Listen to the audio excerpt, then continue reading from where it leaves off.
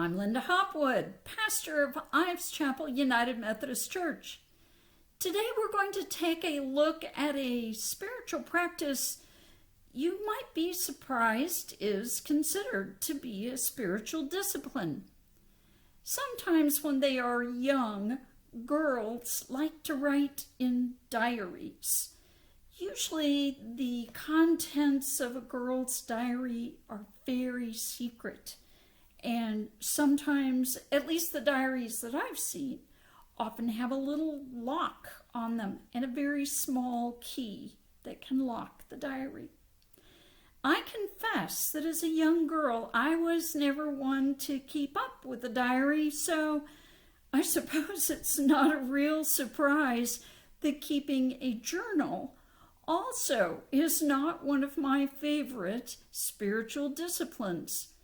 Still, sometimes we can learn a lot about ourselves when we practice a discipline for a time that isn't necessarily something we feel compelled to try, especially when we keep our focus on God as we practice the activity. And the point of practicing a spiritual discipline is the disciplines help us to draw closer to God. So staying focused on God is really what it's all about. My history with journaling was fairly spotty. I have a number of friends who have faithfully kept journals for years. Some of them record their prayers as well as the things that they are praying for others. They find it very comforting to look back through their prayer journals and document God's answers to those prayers.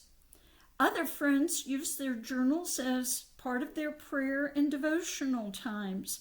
Some create their own versions of psalms or poems of praise, and they found it to be a powerful experience to be able to look back at the things that they have written.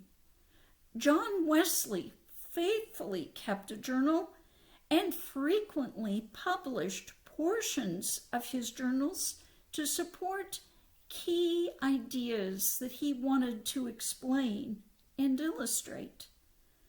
We aren't going to find anything specific about journaling in the Bible, but there are references to the power and value of writing down things about God.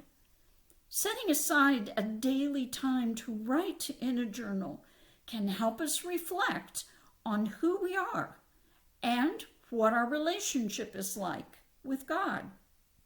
When we document our experiences with God or the truths that God shares with us, these things also can help us measure our own spiritual growth.